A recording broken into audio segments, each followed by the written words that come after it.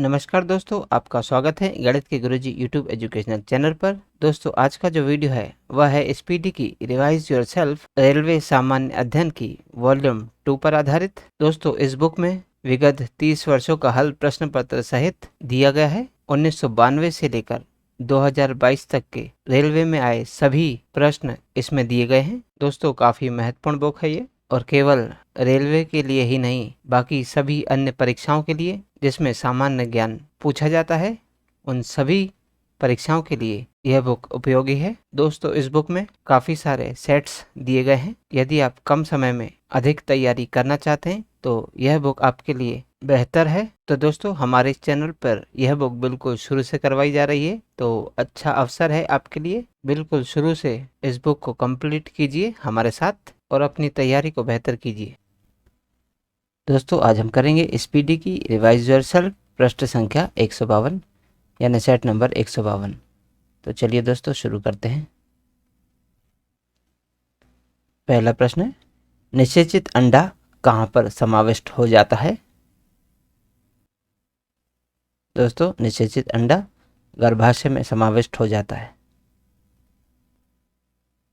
अगला प्रश्न नंबर 2, प्रकाश की गति अधिकतम किसमें होती है?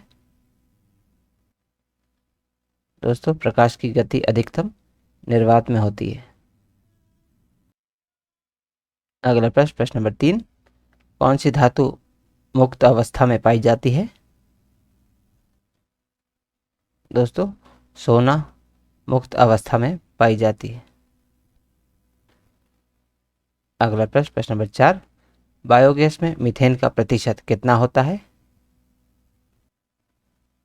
दोस्तों, बायोगैस में मीथेन का प्रतिशत 60% होता है।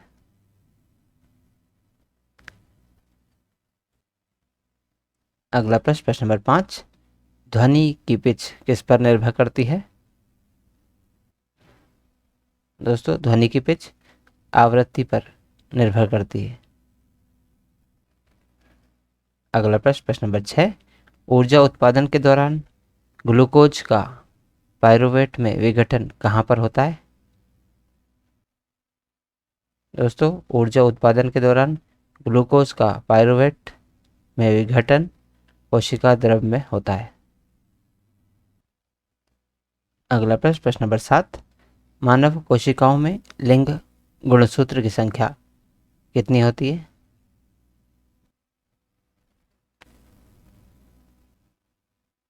दोस्तों, मानव कोशिकाओं में लिंग गुणसूत्र की संख्या एक युग्म होती है। अगला प्रश्न नंबर 8, पृथ्वी का द्रव्यमान कितना है? दोस्तों, पृथ्वी का द्रव्यमान है 6 × 10⁻24 किलोग्राम। अगला प्रश्न नंबर 9, किसी वस्तु पर कार्य करने वाले गुरुत्व बल को किसके द्वारा निरूपित किया जाता है? दोस्तों, किसी वस्तु पर कार्य करने वाले गुरुत्व बल को भार के रूप में निरूपित किया जाता है। अगला प्रश्न नंबर 10, जब कोई वस्तु वृत्तीय पथ पर गति करती है और वस्तु केंद्र की ओर बल लगाती है तो उसे क्या कहा जाता है? दोस्तों, जब कोई वस्तु वृत्तीय पथ पर गति करती है और वस्तु केंद्र की ओर बल लगाती है तो उसे अभिकेंद्रीय बल कहा जाता है। अगला प्रश्न नंबर 11, अधातु किस रूप में पाई जाती है? दोस्तों, अधातु ठोस, द्रव और गैस सभी रूपों में पाई जाती है। अगला प्रश्न नंबर 12, निम्न में से सबसे गर्म ब्लड वाला जंतु कौन है? दोस्तों, इनमें सबसे गर्म ब्लड वाला जंतु है कबूतर।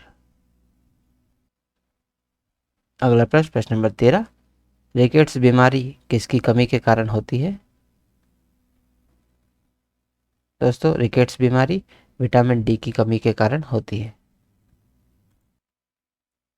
अगला प्रश्न नंबर 14, आवेश का एसआई मात्रक क्या है?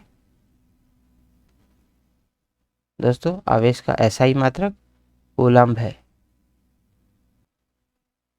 अगला प्रश्न नंबर 15, पृथ्वी की सतह पर गुरुत्वाकर्षण के कारण त्वरण का मान कितना होता है?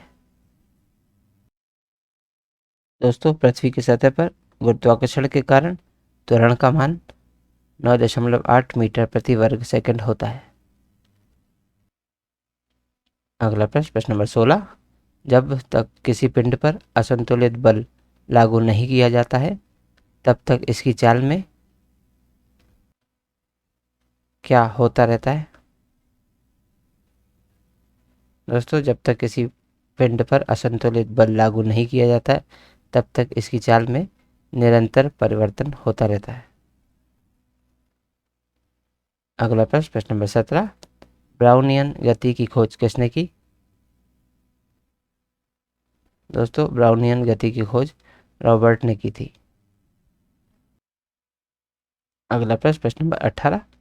मछलियों के हृदय में कितने कक्ष होते हैं? दोस्तों, मछलियों के हृदय में 2 कक्ष होते हैं। अगला प्रश्न, प्रश्न नंबर 19। नर जनन शुक्राणु कोशिकाओं का उत्पादन किस स्थान पर होता है? दोस्तों, नर जनन शुक्राणु कोशिकाओं का उत्पादन वृषण में होता है। अगला प्रश्न, प्रश्न नंबर 20। कैल्शियम हाइड्रोक्साइड का सूत्र क्या है? दोस्तों, कैल्शियम हाइड्रोक्साइड का सूत्र है CaOH2। अगला प्रश्न, प्रश्न नंबर 21। मैग्नीशियम नाइट्राइड का सांकेतिक सूत्र क्या है? दोस्तों, मैग्नीशियम नाइट्राइड का सांकेतिक सूत्र है Mg3N2। अगला प्रश्न, प्रश्न नंबर 22। हैलोजन में उच्चतम इलेक्ट्रॉन बंधुता वाला तत्व कौन है? दोस्तों, हैलोजन में उच्चतम इलेक्ट्रॉन बंधुता वाला तत्व है क्लोरीन। अगला प्रश्न, प्रश्न नंबर 23। न्यूलैंड के अष्टकों के नियम में अंतिम तत्व कौन था? दोस्तों, न्यूलैंड के अष्टकों के नियम में अंतिम तत्व थोरियम था। अगला प्रश्न, प्रश्न नंबर 24। पीतल किसका मिश्र धातु है? दोस्तों, पीतल तांबे और जस्ते का मिश्र धातु है। अगला प्रश्न, प्रश्न नंबर 25। जीवाश्म ईंधन में किसकी मात्रा अधिक होती है? दोस्तों, जीवाश्म ईंधन में कार्बन और हाइड्रोजन की मात्रा अधिक होती है। अगला प्रश्न, प्रश्न नंबर 26। हाइड्रा के शरीर कोशिकाओं में कितनी परतों से बनी होती है? दोस्तों, हाइड्रा की शरीर कोशिकाएं 2 परतों से बनी होती हैं। अगला प्रश्न, प्रश्न नंबर 27। 4 परमाणु संख्या वाले तत्व के रासायनिक किसके समान होंगे? दोस्तों, 4 परमाणु संख्या वाले तत्व के रासायनिक मैग्नीशियम के समान होंगे। अगला प्रश्न, प्रश्न नंबर 28। परमाणु के भीतर न्यूट्रॉन द्वारा प्रोटॉन पर आरोपित बल क्या कहलाता है? दोस्तों, परमाणु के भीतर न्यूट्रॉन द्वारा प्रोटॉन पर आरोपित बल नाभिकीय बल कहलाता है। अगला प्रश्न, प्रश्न नंबर 29।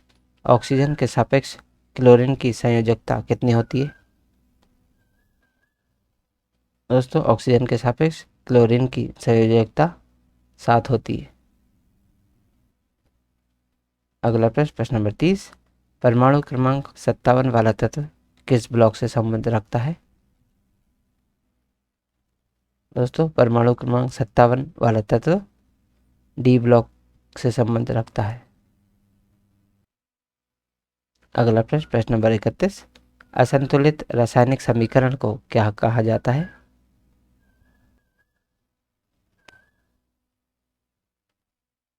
दोस्तों, असंतुलित रासायनिक समीकरण को कंकाल रासायनिक समीकरण कहा जाता है। अगला प्रश्न, प्रश्न नंबर 32। जब कोई वस्तु बिना किसी बाधा की गिरती है तो उसकी स्थितिज ऊर्जा में क्या परिवर्तन होता है? दोस्तों, जब कोई वस्तु बिना किसी बाधा की गिरती है तो उसकी स्थितिज ऊर्जा घट जाती है। अगला प्रश्न, प्रश्न नंबर 33, पौधे के किस हार्मोन के कारण पौधे के तने सूरज की रोशनी की ओर झुक जाते हैं? दोस्तों, पौधे के ऑक्सीजन हार्मोन के कारण पौधे के तने सूरज की रोशनी की ओर झुक जाते हैं। अगला प्रश्न, प्रश्न नंबर 34, किस प्रकार के जानवर पराध्वनिक उत्पन्न कर सकता है? दोस्तों, पोर्पोइसेस जानवर पराध्वनिक उत्पन्न कर सकता है। अगला प्रश्न, प्रश्न नंबर 35, सबसे अधिक ध्वनि की गति किसमें होती है? दोस्तों, ध्वनि की सबसे अधिक गति ठोस में होती है। अगला प्रश्न, प्रश्न नंबर 36, आयरन तत्व का रासायनिक प्रतीक किस शब्द से लिया गया है? दोस्तों, आयरन तत्व का रासायनिक प्रतीक लैटिन शब्द से लिया गया है। दोस्तों, आयरन तत्व का रासायनिक प्रतीक होता है Fe, जिसको लैटिन में फेरम कहते हैं। अगला प्रश्न, प्रश्न नंबर 37, यदि एक वस्तु का संवेग 3 गुना कर दिया जाए तो उसकी गतिज ऊर्जा में क्या परिवर्तन होगा?